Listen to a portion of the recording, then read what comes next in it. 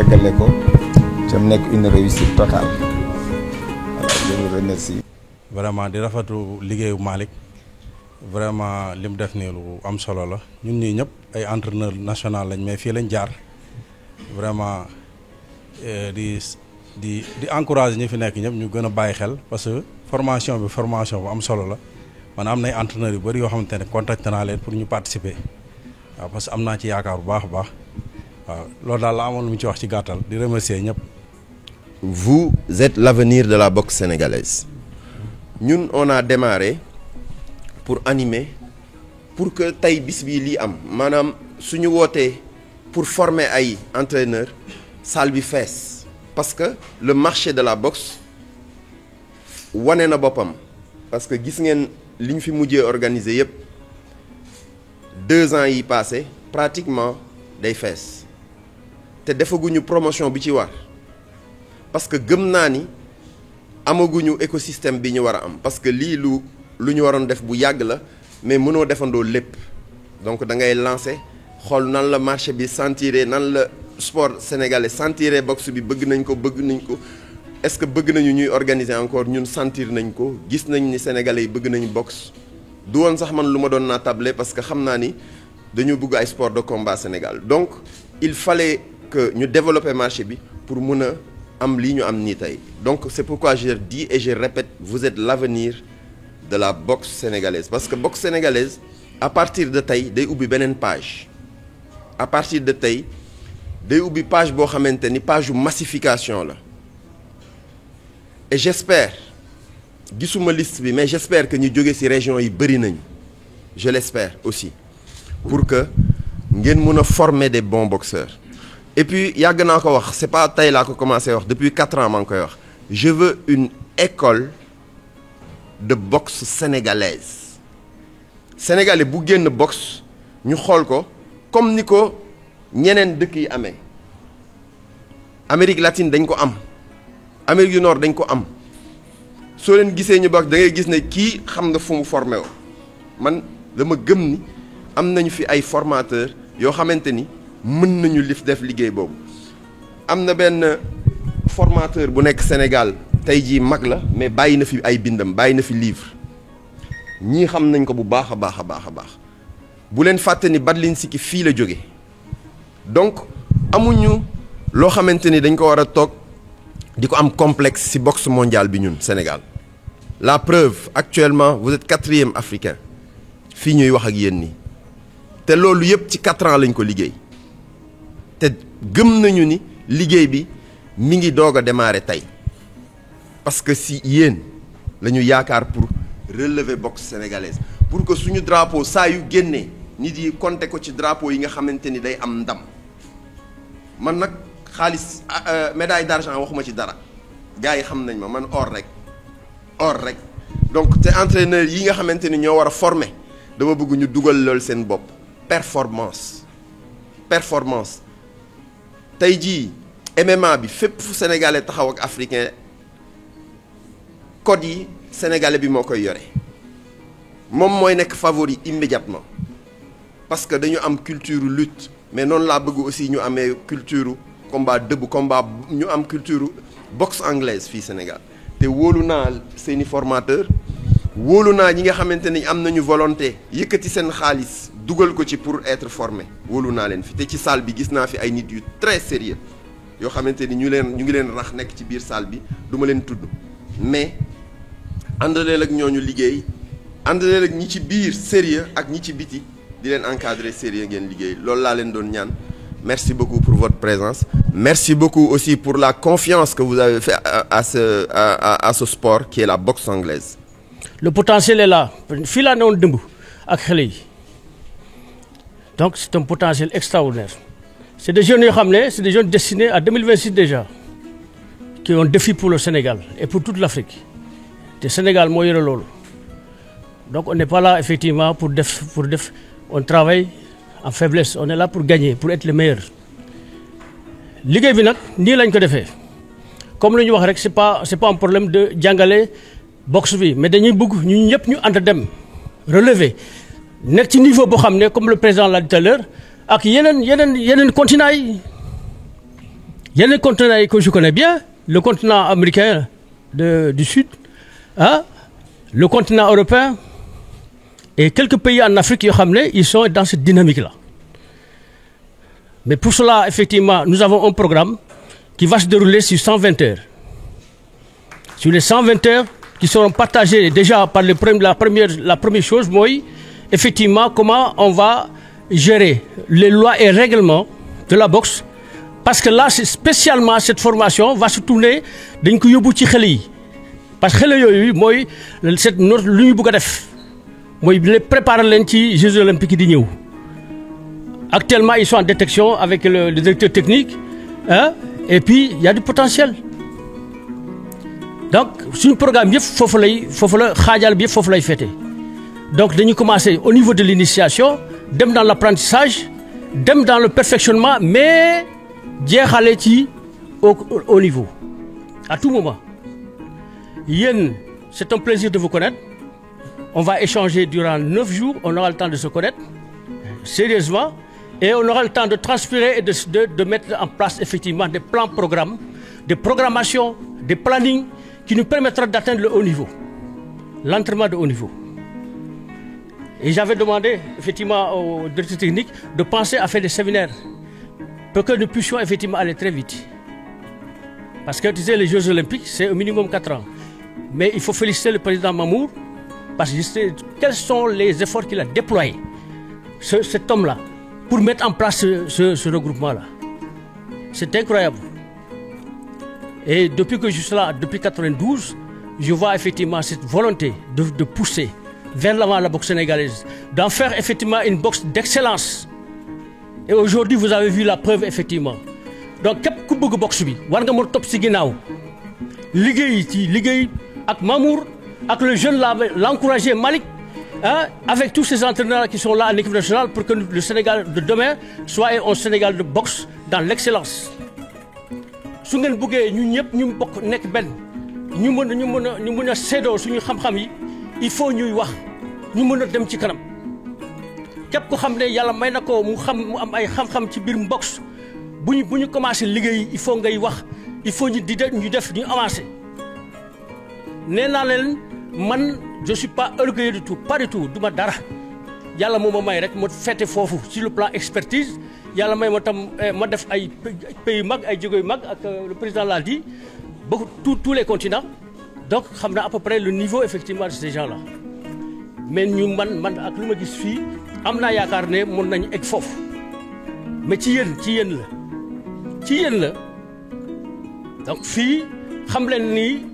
waxuma ay mbirum diplôme non c'est pas grave le diplôme c'est l'administration c'est la fédération qui va vous donner ça parce que vous méritez ça tous. Vous méritez votre diplôme parce que vous êtes des responsables de salle. Nous bëri xam naa leen fii ñoo xam ne ñu ngi ci biir salle yi di liggéey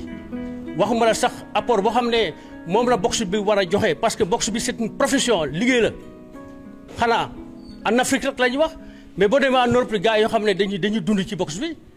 mais kayit yooyu mënu ma leen permettre tey nga mën a ne léegi man am na valeur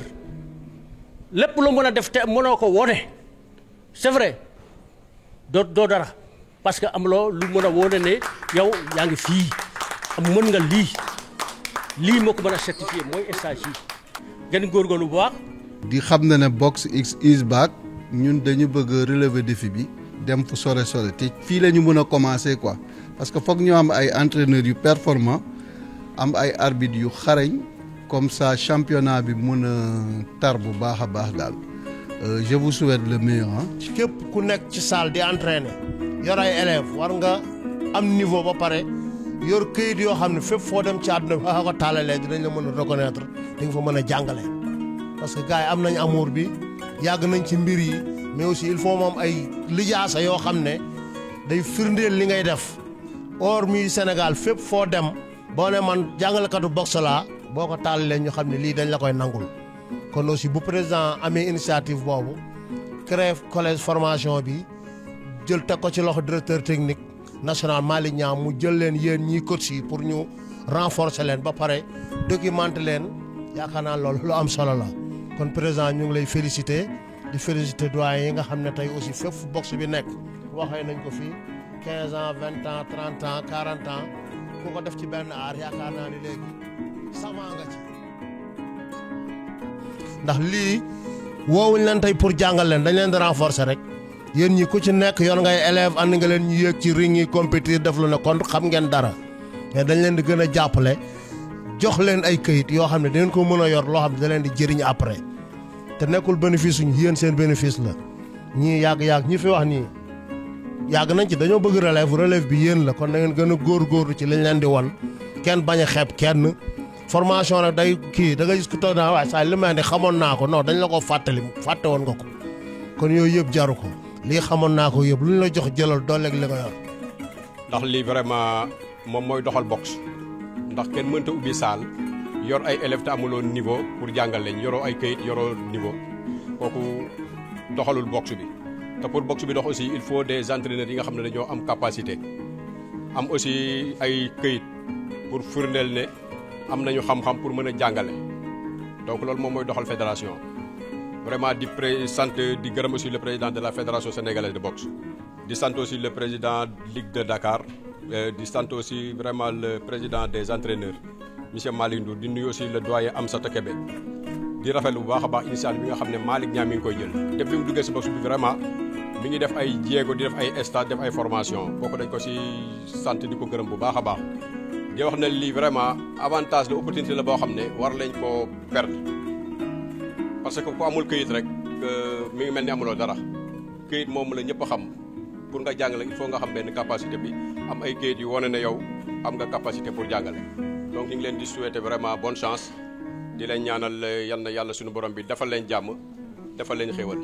waaw di ziarewaat yëpp daal vraiment.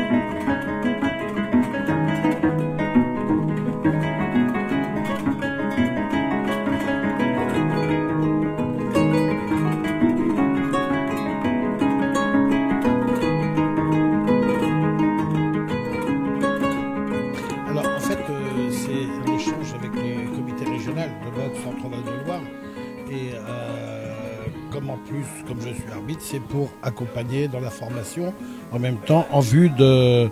dont l'espère de faire une rencontre, un échange au niveau sportif entre une sélection de Dakar et une sélection du comité régional de chez nous, de façon à ce qu'on puisse faire une compétition par la suite. Et par les liens d'amitié, c'est pour ça que j'ai été invité à venir apporter, faire part de ma petite expérience. Alors il y a besoin de développer, si vous avez compris, la boxe au Sénégal, mais vous savez, on a des boxeurs sénégalais en France qui sont dans les champions, et il y a un potentiel qui est énorme. Il y a des structures, et là on voit par rapport aux officiels, aux futurs officiels, les officiels en devenir qui sont là, ils sont intéressés, et une formation avec une trentaine de jeunes néophytes qui arrivent, c'est quand même quelque chose de formidable. C'est-à-dire qu'il y a une volonté de développer la boxe et de l'accompagner, tout du moins, d'accompagner les jeunes. Les boxeurs, je les ai pas assez vus. Hein. On a plus travaillé sur le cas des officiels. Les officiels en devenir. Parce qu'il ne peut pas y avoir de boxe sans boxeur. Il ne peut pas y avoir de boxe sans entraîneur. Il ne peut pas y avoir de boxe sans officiel. Et donc, il y a besoin de tout le monde. Et là, le stage au niveau des jeunes, comme là, je vois dehors et tout ça, vous avez réussi à faire un stage avec les boxeurs, avec les officiels, avec les entraîneurs et réunir tout le monde en même temps sur 8-10 jours, je crois. C'est quelque chose d'exceptionnel qui se fait rarement. Ça se fait rarement. Et je ne parle pas qu'à Dakar. Hein. C'est quelque chose qui se fait rarement et c'est hyper bénéfique parce qu'il y a un tronc commun dans tout ça et après il y a des spécificités sur chaque rôle. Alors le message moi, que je peux lancer, c'est ce que j'ai expliqué, enfin ce qu'on avait fait dans les échanges hier. Déjà, c'est que on peut arriver à tout. Il y a une place pour tout le monde. Il y a des gens qui vont être champions en boxe. Il y a des gens qui vont pas être champions, qui vont être de très bons entraîneurs. Il y a des gens qui vont pas être champions, qui vont pas être des bons entraîneurs, qui vont être des bons arbitres, et vice versa. Je veux dire, il y a une place. Le délégué, le chronométreur, l'arbitre, les juges, tout le monde a une place très importante pour que tout ça se soit en harmonie et que les boxeurs puissent s'exprimer avec une sécurité. En sécurité déjà, en protection, parce que comme je dis et comme on dit tous, d'ailleurs le premier rôle d'un arbitre, c'est de la protection des boxeurs. Pour ça qu'on leur répète depuis le début du stage, et je pense que c'est bien ancré. Et puis on peut arriver à quelque chose, on peut arriver à ce qu'on veut. Hier, quand il y a les présentations des officiels en devenir, ils souhaitent tous devenir national, voire international, et tant mieux, et en même temps, c'est normal. Maintenant, ils n'y arriveront peut-être pas tous.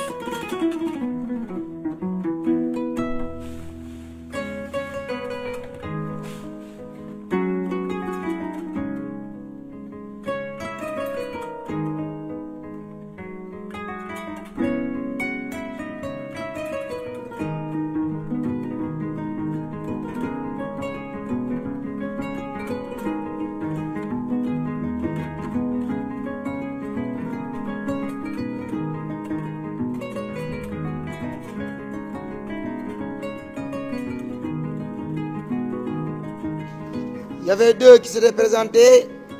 pour être délégués techniques au niveau du CCA, M. Badaranja et M. Dien. Ils ont une réussite de 100%. Allez, tous vos applaudissements. Donc au total, au niveau des arbitres, il y a 26 arbitres et 2 délégués techniques. Au niveau des entraîneurs, c'était 40 au total. 45 ont réussi un taux de réussite de 99%. Merci beaucoup, ces stagiaires. Merci beaucoup à toute l'Assemblée. La majorité parmi vous, ñi seeni moromi doom lañu wala sët. Donc encadreur yu mel nii suñ fi ñëwee encadrer leen bàyyi seen njaboot bàyyi seen temps bàyyi lépp pour jox leen ñoom li nga xamante ni am nañ xam-xam bi depuis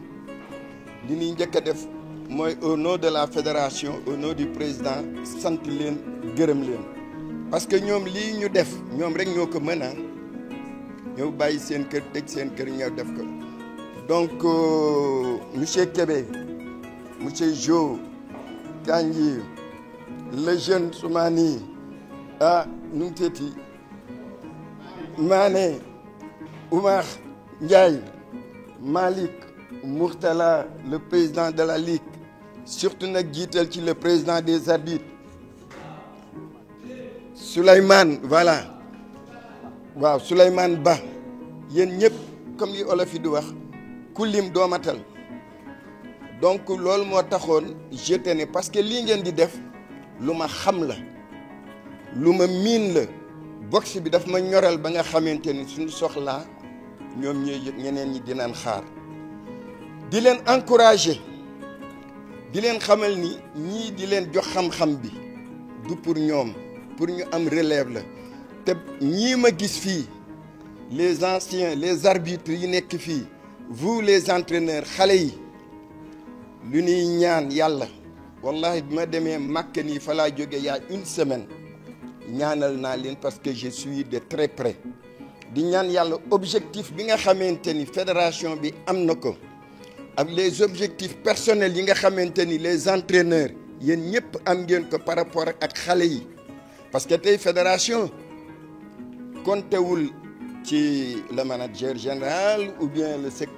secrétaire wala nangam ci entraîneurs yi lay compter pour ñu mën a am présence bu rafet au JOJ 2026 donc di leen ñaanal yàlla li ngeen fi jànge ngeen jëfe ko di sant ñëpp di gërëm ñëpp di leen ñaanal yéen ñi nga xamante ni aussi j'ai vu la liste vraiment ay jàmbaar ngeen di leen féliciter ñi nga xamante ni yéen ñëpp yàlla def na ngeen am ay lijaasa yoo xamante ni c'est reconnu sur le plan national et ce sera aussi reconnu sur le plan international parce que vous avez eu la chance d'avoir un expert de niveau international boo xamante ni teewoon na fii te ñëwoon naa seet si kaw wax ju rafet la wax seen wasalaam maa ngi leen di sant di leen gërëm. donc kàddu gi may jël dama koy jël ci turu stagiaires yëpp di wax ne nii ci turu stagiaires yëpp kontaan nañ et que vraiment formation bi ñu am fii formation bu riche la bu am njëriñ formation bi jàng nañ ci ay compétences ya nga xam ne nii ay connaissances yu bees tax ya nga xam ne mosuñ koo xam te ñu ngi woon si suñ saali la nga xam ne tey ay erreur la woon ñu rectifier ñu ci kon ñu ngi ciy sant yàlla bu baax di sant suñu formateurs yi di leen remercier encore une fois de plus on regretté wuñ tey bu ñu dajee fii parce que formation bi tey permettre nañu ñun ñëpp ña nga xam ne ni mosuñoo gisante téléphone rek lañ doon déggante xamante nañ fi ña nga xam ne mosuñoo xamante lu dul ci Adama ak Awa bu ñu dajee fii te dañoo mel ni ñoo bokk ndey ak baay kon loolu sant yàlla la et ñu ngi ciy kontaan bu baax pour ma bañ a guddal ñu ngi gërëm ñëpp di sant ñëpp di wax ne nag lii nii dañ koy continuer du doon la nga xam ne dafay yem xamante bi day continuer incha allah. ci ñi ma sañ a mun a wax te am droit wax ci mooy arbitre yi tàggat nañ leen pour ñu prêt te incha allah on a un produit fini lu koy firnde que ne bañ defee kii délibéré guñu mais ku si ëppale moyenne am na une moyenne de 19 ça montre le niveau que ne était vraiment haut ñu ngi leen di ñaan li ngeen fi jàngee bi leen ko bàyyi mbaam bañ ko laajee téere yi lan la mu ne dafa diis parce que moom diisaay bi la sa xool borom xam-xam bi bañ ko laajee li nga ëmb li nga yenu nag diisaay yu yëpp da ko mu ne lu baax a ngi kon diplôme yi leen fi li ngeen fi jàngee ñaan nañ leen ngeen continuer ko monsieur les membres de la fédération xale yi jàmbaar lañ nangu nañu def nañ sacrifice luñ leen sasos def nañ ko ba mun naa wax à leur nom et présentement je prends la responsabilité historique ne leen tey boo leen defee compétition jox leen ñu dem man mi maa jël gàddu bi ne tàggat naa leen xam naa ne fa ñuy dem yéen tamit li ma jël si kii bi leen ma décevoir jour bi ñu leen weneel kaa leen montrez-moi qu'on a étudié montrez-moi qu'on mérite plus que ces diplômes que loolu laa leen ñaan te maa ngi kontaanee ñëpp di sant ñëpp. Donc l'honneur qui m'est offert par mes collègues formateurs, dont je suis leur interprète, si vous voulez, me vaut le plaisir de remercier le directeur technique national qui a eu la reconnaissance en nous confiant cette noble mission que j'espère nous avons bien méritée. Nous voici donc arrivés au terme de ce stage d'entraîneur et juges fédéraux de boxe anglaise. Un stage donc qui nous a réunis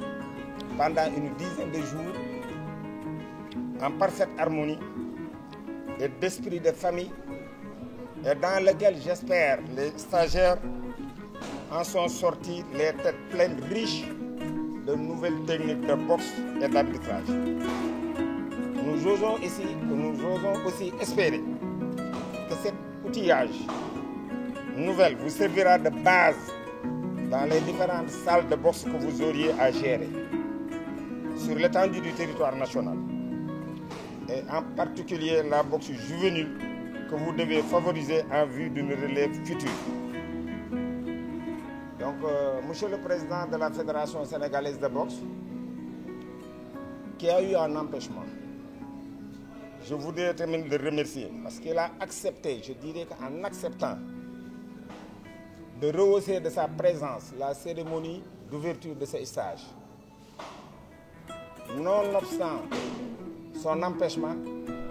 il est quand même passé nous dire bonjour parce qu'il a un décès. Donc en acceptant de rehausser de sa présence la cérémonie d'ouverture et de clôture de ce stage, il vient encore une fois de plus montrer à la face du monde son désir incessant d'accompagner moralement et psychologiquement la famille de la boxe. La famille de la boxe dans toutes ses composantes. Et je crois que c'est là une des marques distinctives des grands hommes. À la presse, nous vous remercions infiniment de votre présence à nos côtés. Nous sommes depuis longtemps dans une phase de relance de vulgarisation et avons vraiment besoin de cette visibilité dont vous n'avez jamais cessé de faire faille. Donc, pour terminer, chers stagiaires, entraîneurs, juges, arbitres, nous vous remercions d'avoir accepté de rejoindre la famille de la boxe, comme je l'ai dit tantôt, et nous vous accueillons aussi à bras ouverts.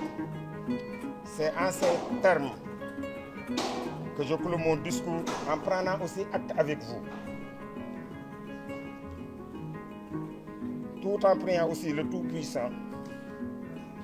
tout en priant pour que la grâce divine au moins nous accompagne sempiternellement. Clôturer aussi le discours sans remercier M. Niang, M. Malignan, la restauratrice que vous nous avez collée, serait un peu synonyme d'ingratitude. Parce que néanmoins, pendant 10 jours quand même, elle a eu à s'occuper de nous. Donc, c'est en ces mots que je clôt mon discours en vous remerciant tous et vous dire bonne continuation pour que la boxe retrouve à travers vous son lustre d'antan. Donc, compétence, moi, je suis venu pour au moins élever la boxe sénégalaise dans les plus hautes marches du podium. C'est important parce que nous, en tant que directeur technique national de la fédération, nous avons du niveau dans les salles. Plus il y a du niveau dans les salles, il y aura du niveau à l'équipe nationale. Plus il y a du niveau dans les salles, il y aura du niveau dans le championnat national. Plus il y a du niveau dans les salles, il y aura un niveau sur l'équipe olympique. Donc, chaîne là, sans les clubs, il ne peut pas y avoir une fédération. Même le ministère ne reconnaît que les clubs et la fédération. Donc, les clubs doivent être en solo ci une fédération. Donc, idéologie bi nga xam ni vraiment ñu ngi ko def par rapport à ce stage mooy yëkkati seen niveau ba ku ci nekk boo delluwaatee salle lépp lu nga xam daan nga ko def lu baax nga conserver ko lépp li nga xam daan nga ko def nga xam ne lii ay erreur la nga rectifier ko te rectification yooyu noonu day jëm ba ci dans 6 mois xale yi ñu war a gis ci ring bi dañoo war a changer sur le plan physique sur le plan technico-tactique sur le plan style ndax li may wax rek dans le haut niveau il y a pas de recette magique. amul benn recette magique bu ñu mën a teg ni lii mooy tax ñu ne nit yaa fi gën a aay ci lii chacun de vous liñ la jàngal ak li nga xam nga def créer sa propre recette pour former des champions loolu mooy au niveau. Et je pense que durant ces 8 jours de partage on vous a donné le maximum possible li ñu mën ci volet yëpp nag pour boo retourner salle yi au moins mën a defaat liggéey bu mucc ayib donc dama leen di sant di leen gërëm di leen doole waat sant. ndax engagement bi ma gis yéen rek vraiment sama xel dal ndax stage yu mel nii suñu remonté l'histoire dama mosu fee am mais gëj na fee am ci niveau d' engagement ci niveau de compétence ci li nga xam ne aussi indaale ngeen ko ndax boo xoolee vraiment le niveau est satisfaisant bu ñu def évaluation waaw moo tax dama leen di gërëm au niveau de l' arbitrage au niveau des dina xam ne aussi yan bi diis na trop ndax am na lu Sénégal di xaar ci yéen ndax. Sénégal moo organise les Jeux Olympiques dans 1 an 4 mois mu nekk une première en Afrique et une première dans l'histoire du Sénégal et je pense que ne boxe c'est une discipline olympique yéen ñëpp xam ngeen ko te liggéey bi saal yi dafa war a continuer ndax am na xale yoo xam ne ñu ngi fi en regroupement xale bu fi ñëw après dañ lay delluwaat sa salle kon liggéey bi si salle lay ëppee même que ci regroupement yi donc li ñuy ñaan ci yéen mooy xale yooyu aussi bu ñu ñëwee ku ci ne ci yéen li nga yor nga mën koo gën ko encadrer gën koo jox xam-xam xam-xam léegi autre chose bi nga xam aussi ñu ngi koy xaar ci yéen mooy boo démarré salle yi ngeen xoolaat changé waat lépp lu nga xam ne baaxul pour Sénégal mën a vraiment atteindre niveau de performance bu bëgg sur le plan international man nag du ma tëj sans gërëm ma vraiment ñi fi ñëw ñëpp muy l'expert Joseph Diouf mi nga xam ne mu ngi fi depuis le départ avec nous di ñu accompagner muy suñu doyen di papa ci ñun ba mu jàppale bàyyiwul le doyen Papa Amsara Kébé aussi dañ koy sant ko gërëm ndax Diourbel la jóge tëj këram ñoo accompagner ñu stage bi di remercier aussi monsieur Asmane Ndour mi nga xam ne moo nekkoon instructeur au niveau des arbitres di ko sant ko gërëm ndax ba ma ko waxee plaidoyer ne ko arbitrage il faut ñu apporter du 109 renouveler am ay nouveaux arbitres yokk effectif bi dafa nekk lu mu kontaan ba pare ànd ceeg man ñu liggéey ci projet bi ba mën a former au moins aujourd'hui 25 nouveaux arbitres pour au moins si relancement boxe bi ñu jëm ñoom ay arbitres yu bees am ay idéologie yu bees nekk aussi am ay compétences yu bees xam nga nekk standard bi ñu soxla di gërëm aussi les représentants de la fédération muy monsieur Mourtala Gueye ci liggéey bu rafet bi ñuy def au niveau de la fédération ak ki nga xam ne mooy borom Dakar ñu naan le président de Dakar monsieur Magli ak tous les genres de nations yi xam ñu ngi toog fii muy Ndiaye Gaucher Alioune Sarr nga xam ne ñu ngi ci équipe olympique Jules bi nga xam ne au niveau de l'ASFA aussi am na fa ay éléments la Ligue de Dakar l'entraîneur Kandji ñoo toog nii ñoom ñëpp dama leen sant di leen gërëm si seen teewaay bi di gërëm aussi les stagiaires qui sont venus de l'INSEPS ils ont été avec nous depuis pendant 10 jours même avant même ils travaillent avec moi dans le cadre de ce projet vraiment ñoom aussi dama leen sant leen gërëm di dire une mention spéciale à Bertrand Sagnon depuis la France formateur international qui était venu au Sénégal dans le cadre d'une mission de bénévolat pour accompagner la formation des arbitres et des entraîneurs. Je le remercie de passage, je le félicite de vraiment cet acte de noblesse. Bertrand Sagnon, je te remercie profondément au fond du cœur et je te remercie au nom de la Fédération sénégalaise de boxe. Je remercie aussi ki nga xam ne mooy jiitu fédération bi le président Mamadou Mamoun Sène bi nga xam ne vraiment il fait un travail extraordinaire depuis mu ñëw fi déwén fa ba léegi di vraiment le premier mécénat de la fédération lu ci bëri luy am bu amee ci boxe c'est grâce à lui mooy suñu premier partenaire di suñu premier mécène di sant di gërëm aussi doyen Sarr bi nga xam ni mu ngi woon ak ñun depuis le départ vraiment taxawaayam rafet na ci groupe bi ak Asfaale Joxaane bi nga xam aussi moo nekkoon intendance bi si kaw moo ko doon gérer depuis le début du regroupement donc ku lim aussi da ngay juum je pense que ni damay sant ñëpp di gërëm ñëpp. Première de la promotion monsieur Ndiaga Dieye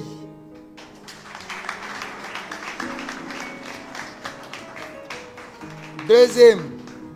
avec une moyenne de 19 ans 19 deuxième de la promotion avec une moyenne de 18 Adji Mbaye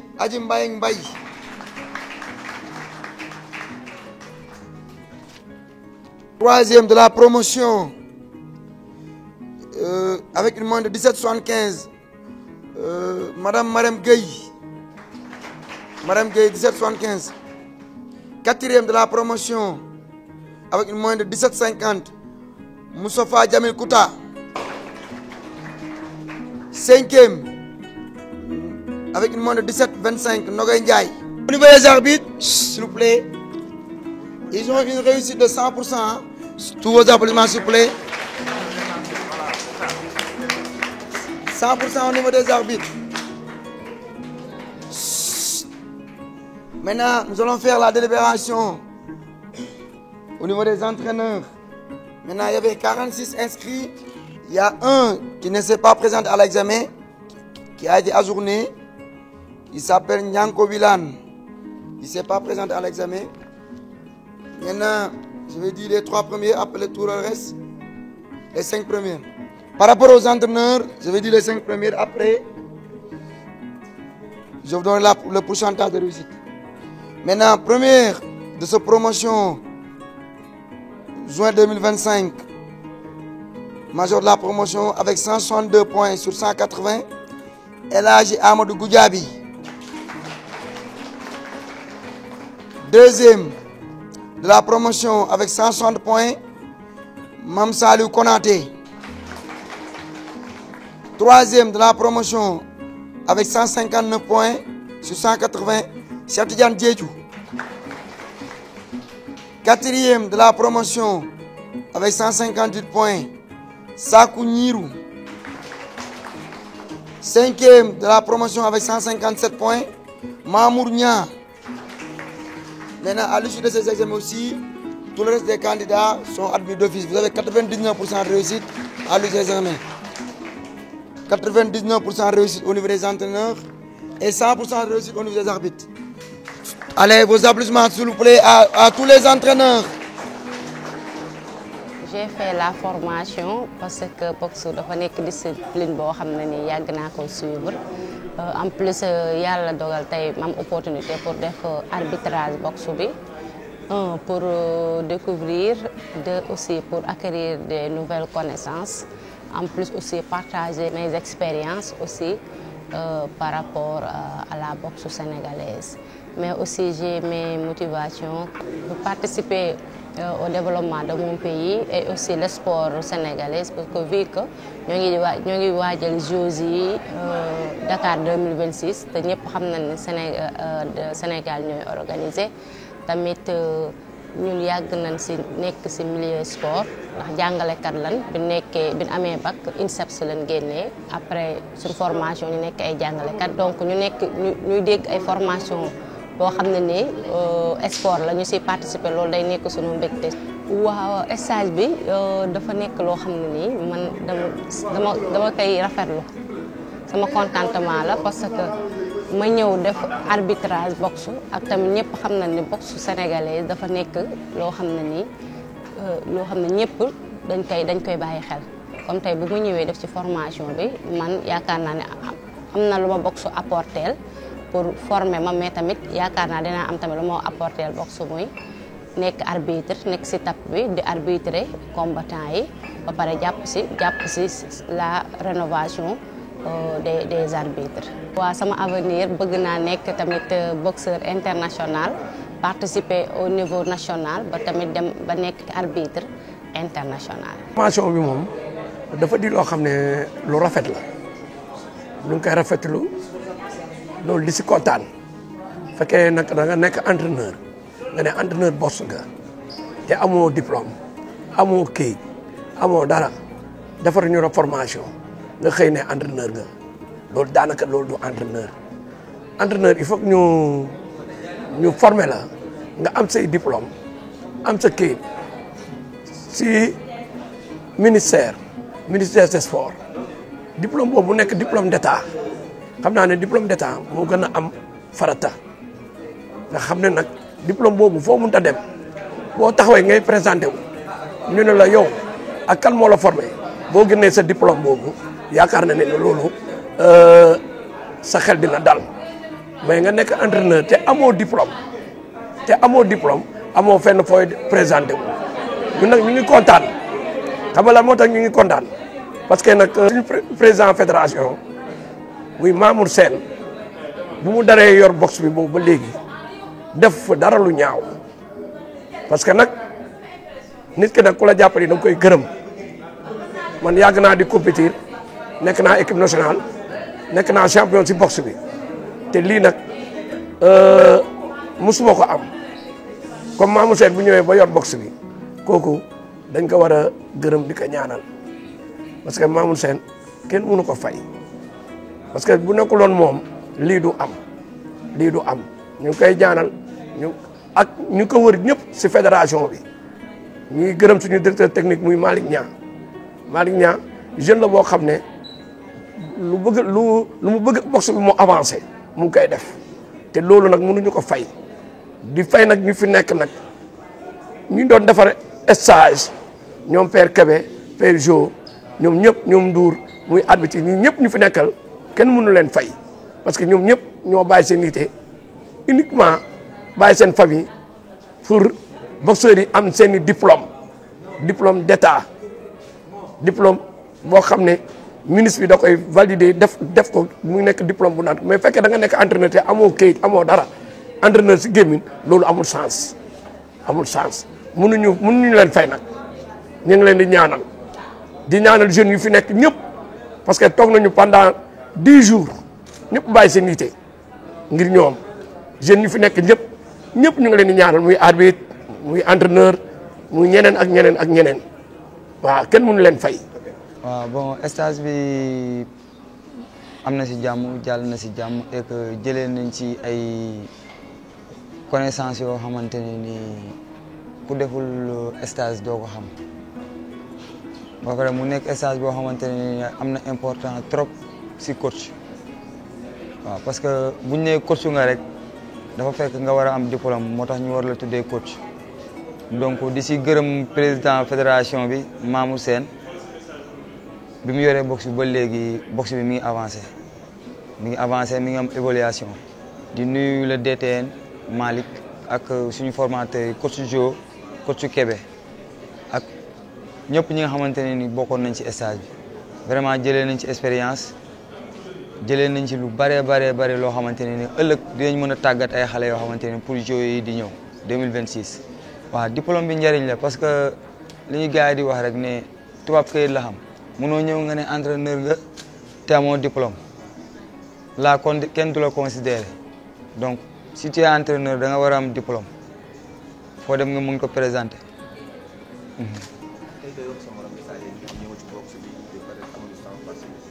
waaw bon di conseil képp koo xamante ne nee nga da nga bëgg a nekk entraîneur ëllëg nga ñëw nga def stage def pour am sa diplôme pour nekk entraîneur parce que kayit moo gën a wóor tey jii mën nga dem ci salle nga am ay élève bi am problème wala mu gaañu wala mu am dara lu ko dal bu ñëwee na ana coach bi nga ne maa ngi nii ñu naan say kayit lan ngay wax amoo dara looy wax amoo dara looy présenté donc c'est ça. Alors je tiens à remercier le président de la fédération et aussi toute l'équipe qui nous ont accompagnés. Nous sommes restés 10 jours, c'était pas facile, mais nous remercions le bon Dieu, on a terminé le stage et je trouve que ça s'est très bien passé à 100%. À 100%, je remercie également notre directeur technique, M. Malik, et tous nos formateurs. Il y a eu M. Joseph, M. Kébé, je tiens à les remercier et merci beaucoup, sincèrement, on leur dit merci, c'était bien. Alors aujourd'hui, je dirais que les compétences étaient de 100%. Parce que si je vous donne des exemples, on a des salles ici à Dakar aujourd'hui dont les entraîneurs n'ont zéro compétence. Cette formation nous a permis d'avoir nos diplômes et quelques plans techniques et aussi avec des tactiques qu'on a appris. Je pense que c'était une très bonne idée venant de la fédération et venant du président de la fédération. Ce que je peux dire aujourd'hui à toutes les salles, c'est-à-dire que ce soit Dakar ou dans les régions, dans les confins du Sénégal,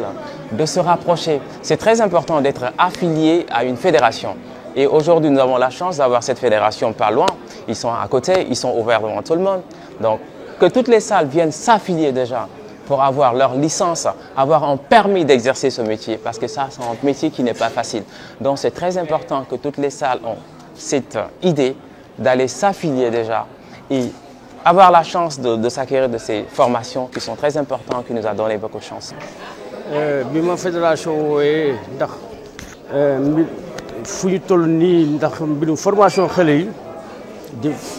dama ci kontaan lool ndax xam naa ne boxe bi comme yeneen sport yi dañu tolloo foo xam ne adduna bi yëpp daf ñu war a fekk si te 2026 suba la moo taxoon ñu ñëw ndax yokk xam-xam xale yi ñu mën a tàggat xale yoo xam ne ñoo war représenter Sénégal ndax ñu mën a honorer dëkk bi et c'était un plaisir pour moi de venir participer à l'encadrement de ce stage qui donne effectivement donc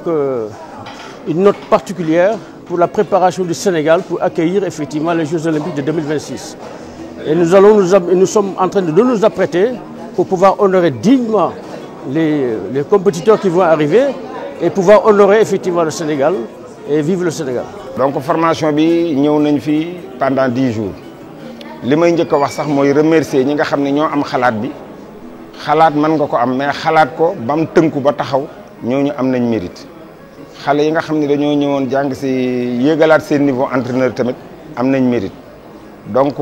stage bi li tax mu am solo mooy entraîneurs yi bu ñu delloo ci seen seen gox ci territoire national bépp donc dana tax boxe bi jógaat eggaat fañ ko soxla yéegaat ca bu boxe bi yéegaatee ci xale yi surtout que ñu jëm ci ay échéances ni ma ko waxee léegi Jeux olympiques de la jeunesse Dakar 2026 donc entraîneurs yi xam-xam bi ñu leen jox buñ ko transmettre xale yi defe naa ni fañ bëgg a yegg danañ fa yegg donc loolu moo tax stage bi am solo lool que ça soit muy nekk ci entraîneurs yi kon ni mu nekkee ci juge yi parce que boxe tamit mënoo ko def sans arbitre ni juge donc buñ formé ay entraîneurs formé ay juges vraiment ñi nga xam ne ñoo tax loolu taxaw bañ formé ko am nañ vraiment mérite. beneen étape bi comme ni ma la ko waxee rek. bu ñu jógee ci lii ba gars yi delluwaat seen gox ba formé xale yi la boxe éducative la boxe juvénile mooy xale yi beneen étape bi mooy yóbbuwaat entraîneurs yi beneen niveau. ci programme président la bokk ak direction technique nationale mooy boo jógee ci instructeur fédéral léegi nga dem ci d'état kooku nag beneen niveau la donc dañuy bëgg gars yi yegg ci parce que mënoo ni dama bëgg a yokk ca doo yokk xam-xam. boo bëggee yokk boxe bi dellu fa mu nekkoon il faut nga yokk xam-xamu entraîneurs yi mën ko inculquer xale yi transmettre leen ko kon étape bi ci topp mooy formation des entraîneurs de premier degré d'état. Voilà, on a organisé le stage dans le cadre de renforcement des capacités des entraîneurs et des arbitres. Parce que le constat qui a été fait, on a fait le constat, un diagnostic pour voir le problème de la boxe au Sénégal. Et nous avons vu qu'actuellement, il nous faut un stage pour augmenter le niveau de performance de nos entraîneurs, mais aussi augmenter le niveau de nos arbitres. Parce que c'est un besoin national. Parce qu'actuellement, nous devons organiser les Jeux olympiques de la jeunesse en 2026, dans 1 an 4 mois. Et nous avons ce sentiment et ce devoir de vouloir au moins augmenter le niveau des entraîneurs afin de doter à nos entraîneurs des compétences pour qu'ils puissent au moins encadrer des jeunes qui doivent représenter l'élite sénégalaise. Maintenant, nous, au niveau de la Fédération sénégalaise de boxe, au niveau de notre direction, qui est la direction technique nationale, nous avons un projet qui a été mis en place sur la relance de la boxe. Sur ce projet, actuellement, le stage qu'on a fait, on a élevé le niveau des entraîneurs. Ça nous permettra de remettre à l'ordre au niveau de notre championnat national l'année prochaine, parce que tous les diplômés de ce stage ont des matricules et tous ces diplômes seront enregistrés au niveau de notre nouvelle base de données pour avoir vraiment une identité et aussi pouvoir quantifier et savoir le niveau de nos entraîneurs. C'est la raison pour laquelle nous avons organisé ce stage. Aussi, nous avons constaté au niveau des salles que la quasi-totalité des entraîneurs n'ont pas été diplômés. Maintenant, par mesure de sécurité et par mesure aussi de donner aux enfants, aux jeunes Sénégalais, des entraîneurs vraiment doués qui ont les capacités de les encadrer, nous avons pu organiser ce stage d'initiateurs, des instructeurs fédéraux, mais aussi au niveau des arbitres, il y a un manque criard au niveau de la commission centrale des arbitres. Et aussi, il doit y avoir du renouvellement, parce qu'actuellement, c'est l'ancienne génération qui gère l'arbitrage comme maintenant. Maintenant, on voudrait apporter du sang neuf. C'est la raison pour laquelle nous avons organisé ce stage. Nous avons organisé ce stage pour élever le niveau entraîneur, parce que ce que nous constatons au niveau national, au niveau des salles, nous avons club qui ont des diplômes. Donc aussi, arrangé les enfants. Les enfants aussi veulent des encadreurs qui sont qualifiés, certifiés. Après, am xam-xam boo xam ni dina permettre xale yooyu ñu mën a am vraiment encadrement bu baax. Après aussi Sénégal bu ñu bëggee am ay performances dans le haut niveau bu ñu bëggee aussi nekk en phase avec la boxe moderne, il faut que entraîneur ñu former leen avec les nouveaux types d'entraînement. Parce que boxe doit évoluer sur le plan physique, il y a des évolutions, sur le plan technico-tactique, il y a des évolutions. Maintenant suñu jëlee suñu entraîneur yooyu noonu teg leen standard boobu noonu dina tax au moins jeux yi nga xam ñoo ko organisé. ñi nga xam ne ñooy encadré xale yi seen xam-xam mën a yokk salle aussi ñi nga xam dañuy encadré au niveau des salles seen xam-xam mën a yokk te nit moom ñi nga xam ne ñooy encadré bu ñu yokkee seen xam-xam rek kon niveau bi day élevé plus encadré di gën a am xam-xam plus niveau bi au niveau des salles di gën a élevé. loolu moo waral ñu organiser stage bi fii ci arène nationale depuis le 20 ba le 30 stage bi aussi li ñu ci mën a tënk mooy région yi presque ñëpp représenté wu nañ ci am na ay participants ñu nekk Dakar am na ñu jógee Tamba. am nañu jógee Kaolack am na aussi ñu jógee au niveau de la région de Thiès xam nga donc kon regroupé na vraiment la famille de la boxe sénégalaise vraiment am contentement ak satisfaction la ñu am stage bi te aussi stagiaires yi évaluation bi ñu def après à la fin gis nañu vraiment ils étaient très contents par rapport aux compétences yi ñu fi jël nañ fi ay compétences yu bëree bëri te aussi am nañu yàqin ni dans 1 an bu encadré dugaatee salle yi ñëwaat. dinañ gis ay boxeurs yu talentueux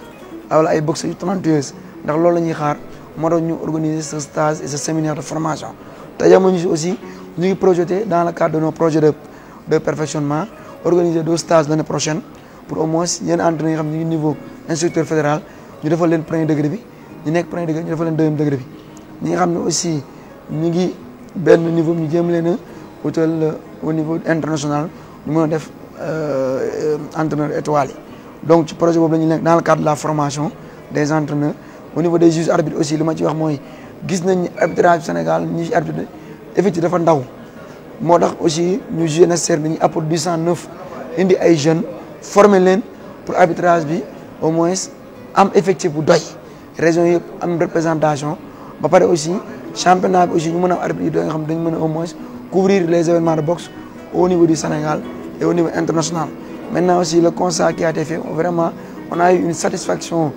de nos stagiaires que ce soit au niveau de l'arbitrage que ce soit au niveau des entraîneurs parce que gis nañu aussi entraîneurs yi malgré y avait des manquements yu noté apporter nañ ko mais aussi ñoom am nañu indaale donc conjugaison de ces 2 facteurs moo tax incha allah rabbi Sénégal am nañu yaakaar ne d'ici quelques années dañ mën a nekk sur le toit africain et sur le toit mondial. waaw si stage bi nag formé nañu 45 entraîneurs 46 la woon mais 45 yi ñoo jàll kenn ki moo lañ ajourné ndax ñëwul examen yi absence la au niveau des entraîneurs aussi des arbitres 26 arbitres la 100% réussite au niveau des entraîneurs 99% de réussite maintenant tantôt on va aller la délibération pour nit ñi aussi xam par rapport au ranking ak ordre de mérite yi xam nga formateur aussi dañu leen remercier muy Joseph Diouf vraiment muy un doyen mi nga xam dafa bàyyi lépp ñëw encadré stage bi monsieur Pape Amsatou Kébé dañ koy remercier aussi ci effort yi muy liggéey fédération bi di remercier aussi Asmalik Ndour di remercier aussi ki ñu naan Bertrand Sagnon c'est un ami un partenaire bu jógee depuis la France ñëw fi ak ñu ànd ñun stage bi dans le bénévolat dañ koy remercier di ko vraiment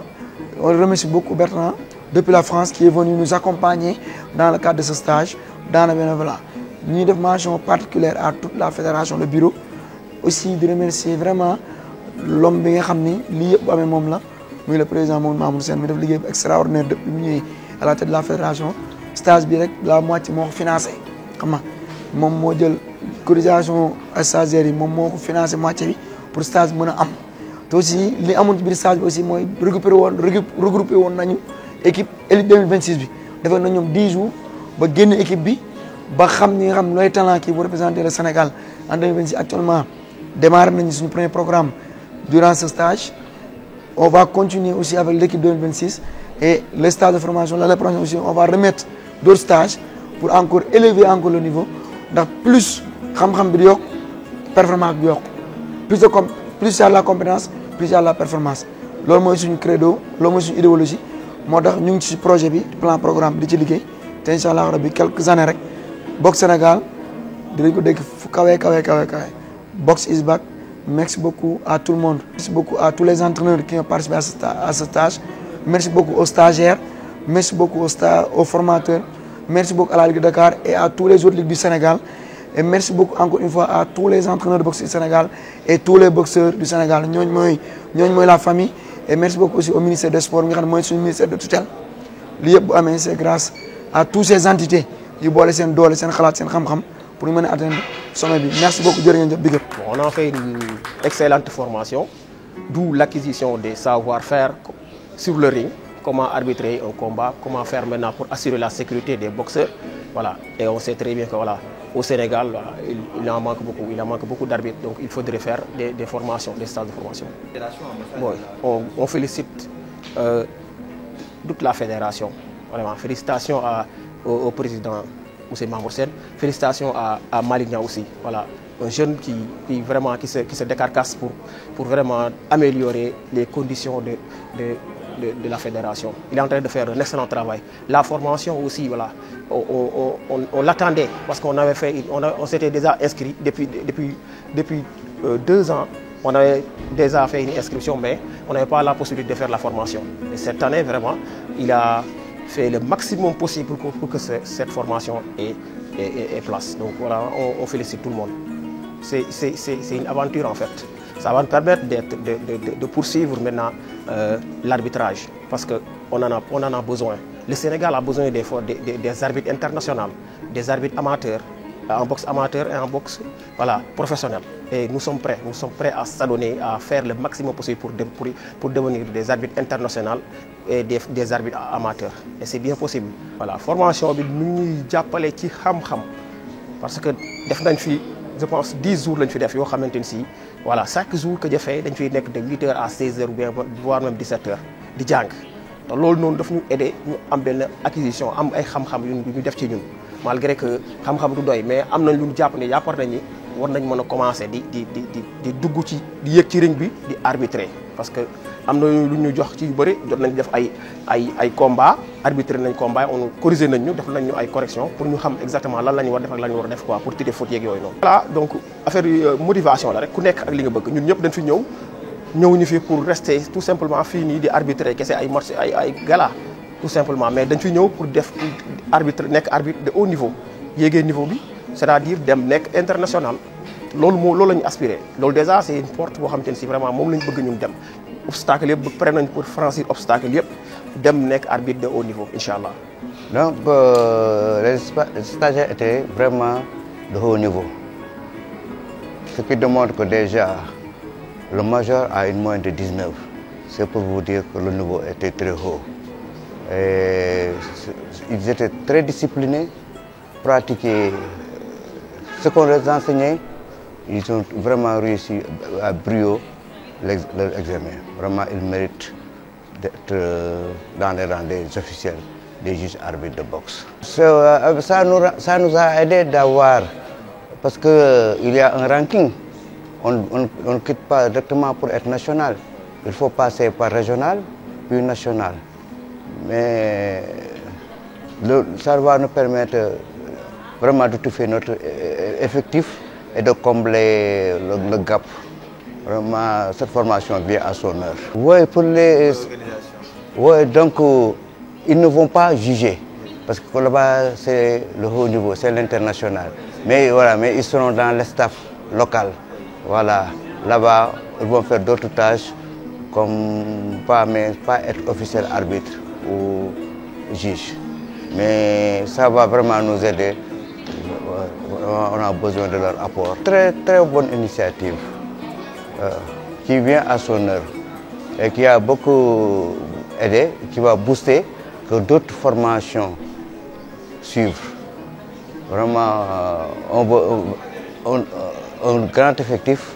pour que partout au Sénégal, s'il y a compétition, les arbitres soient prêts. Qu'on ne les déplace pas de région en région ou de Dakar vers les autres régions. Donc, si Ziguinchor organise, Ziguinchor aura ses propres arbitres et va arbitrer. Et ils vont juger et arbitrer. Donc, je ne ferai que le travail de coordination et ça va permettre... Mon message pour les stagiaires serait leur dire patience, patience, patience. Je leur dirais, ne laissez pas les documents, étudiez, demandez des renseignements, pratiquez, pratiquez, pratiquez. Tout ça dans la discipline et le respect des règles. La formation bi dëgg yàlla ay xale yu sawar yu nangoo jàng ndax ku ci jiitu bañ leen nattee am na 19 de moyenne kon nga xam ne benn point collège mu am 20 te kon mooy wane ne am nañ niveau voilà te ñoom ñëpp tamit yàlla def nañ jàll nañ jàppuñu si teewuñ si kenn ñoom ñëpp a admis ndax ñoom critères yu ñu doon laajte remplir nañ ko voilà léegi daal am nañ ci ñoom yaakaar bu baax a baax nag. waaw vraiment formation bi ñëw na si waxtu bu ñu ko bëggoon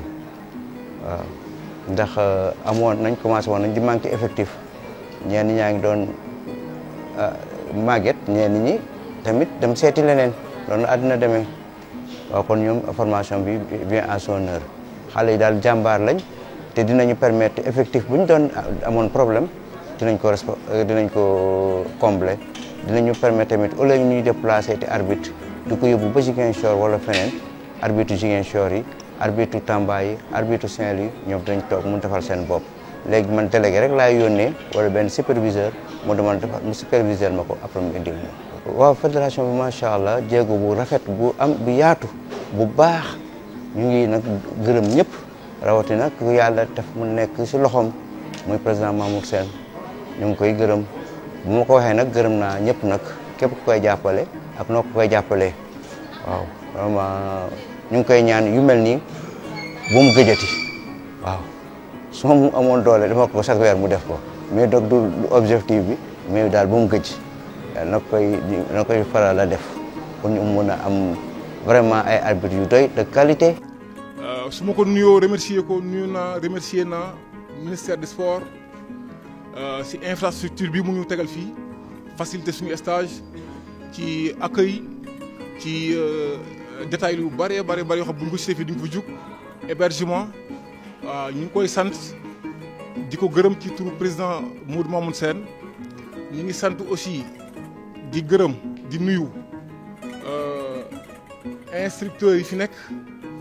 ñi géré woon stage bi su ma lim nag xam naa damay njëkkee ci monsieur Joseph Diouf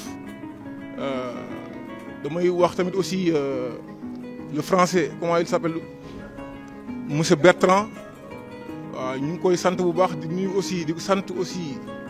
monsieur Amsadou Kébé di nuyu di sant notre président des arbitres doyen Ndour di nuyu di sant cette belle famille de la boxe que je vois agrandir comme ça mën naa ki citer ay tur li ko waral lenn la liggéey bu metti bu yàgg boo xamante ni ñii ma jot a citer ñoom ñoo ko ànd et non ménager aussi aucun effort je peux citer Djibril Kandji Likilik je peux citer Mané Alioune Sarr Ndiaye Gaucher tous les coachs wàcc ba ci suuf su ma cité ñooñu day doy yaakaar naa sëkk Tidiane Sy liggéey bu jaar yoon bu baax bu doy ba génn ci ay ñoo xamante ne am nañ yaakaar ñu nekk ay futur coach ñu ñëw tey def stage fii ay futur arbitre ñu ñëw fii tey def stage tey souhait président ak fédération bi yëpp moo doon promouvoir la boxe te pour nga def loolu il faut nga am ay club pour nga am ay club il faut nga am ay coach loolu nag moo ngi dal tey suñu xool sedd lool amuñ sax ay mots yu ñu ko qualifié bëgg suñu contentement am na fu mu tàmbalee mais amul fu mu yem vraiment bu may sant di féliciter du ma xam fu may commencer du ma xam fu may yem di sant di féliciter aussi notre cher président monsieur Malick Ly avec son staff ñoom ñëpp ñu ngi fi toog cérémonie bi waaw nga xam ni famille de la boxe bi daal moo fi nekk presque ñëpp ñu ngi fi li may duggee ci biir mooy coach yu bees yi ak arbitre yu bees yi maa ngi xaar ci ñoom au nom de la fédération ñu bañ a yem ci stage bi avancer dugg ci club yi créer même bu doon benn piste terrain basket xëcc fa 3 jeunes commencé leen a entraîner wala lan mooy boxe doucement ci noonu la ñuy avancer ba am ay club bu club yi bëree athlètes yi bëri bu athlètes yi bëree champion yu bëri bu champion yu bëree ñu wër monde bi incha allah li ñu bëgg lépp nañ ko am. ni ma koy waxee ci coach yi noonu la ko wax ci arbitre yi du ma téye micro bi yàgg yaakaar naa sant laay defaat moom laay tëgee li ma ibbee moom laay tëgee muy suñu kilifa yi nga xamante ni président Malick Ly monsieur Kébé monsieur Joseph Diouf doyen Ndour ak suñu arbitre yi nga xamante ni def nañ sacrifice bu nekk waaw nombre bu ndaw lañ fu ñu leen woo ñu wuyu fa Tamba Ziguinchor Louga Kolda fu ñu leen woo ñu wuyu fa duñu leen jox dara yenn saa yi affaire bi plaisir la boo xamante ni ci ñoom ñun yëg nañ ko ñoom ni ñu ko yëgee ñoom man maay dajeeg ñoom directement maay waxtaan ak ñoom maay saxonte ak ñoom directement mais xam naa li ñuy dund xam naa li ñuy dund xam naa ko li may souhaité nag ci yéen ñi nga xamante ni yéen a ñëw bees mooy ngeen topp seen ginnaaw déggal leen di dugg ci club yi maa ngi ñaan tamit sama mbokk coach yi ñu ibbil leen buntu club yi yenn saa yi les vendredis jeudi ngeen di dem ci club yi ñoom ñu def ay test match seen athlètes ngeen leen arbitrer di leen juger loolu mooy tax ngeen téye li ngeen am yokkum jëm kanam soo leen ko téye nii te pratiquer wala ko amul sens pour les arbitres comme pour les coachs aussi dugg leen ci club yi kenn ku nekk secteur bi nga nekk boo laagee fii ñu wax la club nangam muy fa dugg leen da leen dem à 3 juges comme arbitre di essayer di pratiquer ndax dañ leen a soxla en urgence dañ leen a soxla bu baax formation bi leen doon xaar daanaka pour relance championnat yi ndax année bi moom dafa dee ba pare waaw gannaaw loolu nag amul du ma waxaat leen lu am importance lu dul sant équipe bu boxe bi famille boxe bi yëpp du ma wax leen lu am importance te tudd santuma leen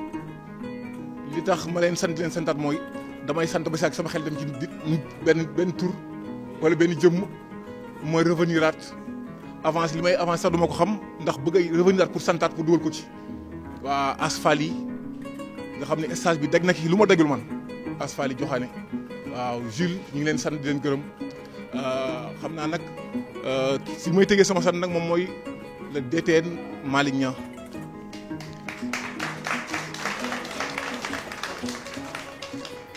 bu stage bi taxawee c'est grâce à lui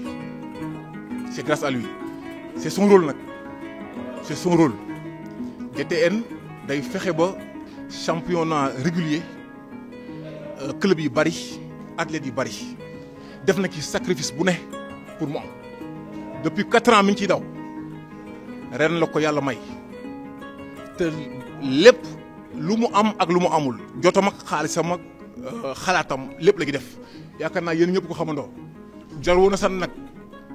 man dama noonu du ma ko sant sax mais ndax su ma koy sant du ma ko mën a yemale du ma xam fu may yem damay wax di dem rek waaw ñu ngi lay sant monsieur le DTN Malick Niang ñu ngi lay sant di la gërëm bu baax ak say ak Ahmed ñu ngi leen sant bu baax Ahmed ñu ngi leen sant bu baax saw yi ñëw ci nekkoon ci organisation bi waaw ñu ngi bëggee ñëpp daal ñu ngi bëggee ñëpp kontaan nañ waaw li ma tëgee ci club yi moo ma gën a ñor lii lépp lii tax mu dëgër moom mooy ngeen dugg ci club yi jéem a pratiquer lii loolu maa ngi ciy invité ku pare pour ñëw fii ci arène nationale maa ngi lay invité tout jeudi wala vendredi boo ñëwee nga def ay test match ngeen jugé ko arbitré ko après joxe résultat loolu boo leen ko defee 1 mois fu la neex mu ngeen faa dem j'espère bien maa ngi leen invité jàmbaar ci club jàmbaar boxing club dont je suis le président en tout cas merci beaucoup lu ma fi wax lu dëng rek sama jëmm ji la mais lu fi rafet président de la boxe anglaise moom moo ko wax merci beaucoup. Assane Diouf vice-président de la ligue de boxe de Kaolack président club Kaolack boxing. di féliciter d'abord le président de la fédération monsieur Mamoud Sène di ci teg le directeur technique national monsieur Malick Niang mu def lu rëy nekk un jeune ambitieux la preuve gis nga tey da ngay xool salle bi tey ay karaw yu ñuul rek ngay gis muy lu am solo ay xale yu am xam-xam des profs d'éducation physique la jëli indi leen pour ñu gën a may dëkk bi doole ci problème mu arbitrage ak ay entraîneur di lu am solo di ñaan rek yàlla fa nga xam ne fa lañ bëgg a yegg ñu yegg fa ak jàmm ak salaam kontaan naa trop ndax fi ñu toll nii tey dañ nekkoon en carence d'arbitre et d'entraîneur léegi nag lii tey dina tax Sénégal partout foo dem di nga fa fekk ay entraîneur ak ay arbitre instruits des profs d'éducation physique kon muy lu am solo